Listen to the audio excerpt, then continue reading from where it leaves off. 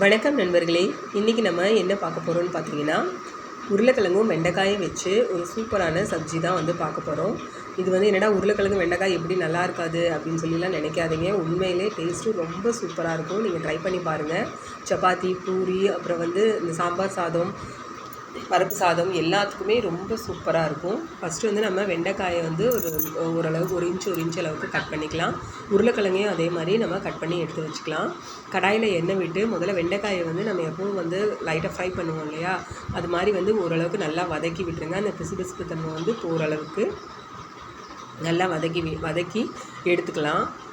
பாருங்கள், நான் நல்லா வதக்கிட்டேன், எடுத்துட்டேன். இப்போ அதே எண்ணெயில் வந்து கொஞ்சமாக ஜீரகம் போட்டு, ஜீரகம் பொரிஞ்சதுக்கப்புறம் கட் பண்ணி வச்ச உருளைக்கிழங்கு இருக்கு இல்லையா, அதையுமே போட்டு நம்ம நல்லா வதக்கலாம். இந்த உருளைக்கிழங்கு வந்து எண்ணெயிலே கொஞ்சம் நல்லா வதங்கணும். நல்லா ஃப்ரெஷ்ஷான வெண்டைக்காய் அப்புறம் புது உருளைக்கிழங்கு அது ரெண்டுமே கிடச்சிச்சின்னா இன்னும் இதோட டேஸ்ட் வந்து ரொம்ப நல்லாயிருக்கும்.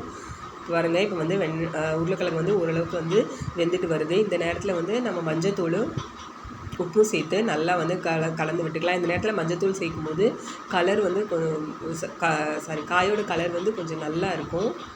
பாருங்கள், இப்போ நல்லா வெந்துருச்சு. பாருங்கள், கட் பண்ணி பார்த்துமே வெந்துருச்சு. இப்போ வந்து நம்ம இதில் கொஞ்சமாக இஞ்சியும் கட் பண்ணி வச்ச பச்சை மிளகாயும் சேர்த்துருக்கேன். இஞ்சி வந்து சின்னதாக கட் பண்ணியிருக்கேன். அதே மாதிரி பச்சை மிளகாவும் சின்னதாக கட் பண்ணியிருக்கேன். அது போட்டு வதங்கினதுக்கப்புறம் அப்படியே நம்ம வந்து ஏற்கனவே வதக்கி வச்சுருந்தோம் இல்லையா, அந்த வெண்டைக்காயும் சேர்த்து இதோடு சேர்த்து நல்லா வதக்கி விட்டுருங்க.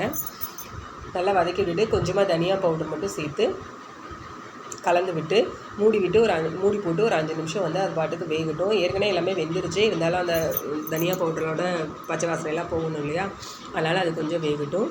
இப்போ வந்து நம்ம வெறும் கடாய் இல்லைன்னா இந்த மாதிரி ஏதாவது ஒரு கரண்டியில் வந்து 2 ஸ்பூன் அளவுக்கு கடலை மாவு நான் எடுத்திருக்கேன். நான் வந்து கொஞ்சமாக தான் காய் பண்ணுறதுனால 2 ஸ்பூன் எடுத்திருக்கேன். நிறையானா நீங்கள் அதுக்கு தகுந்த மாதிரி மாவு வந்து எடுத்துக்கோங்க.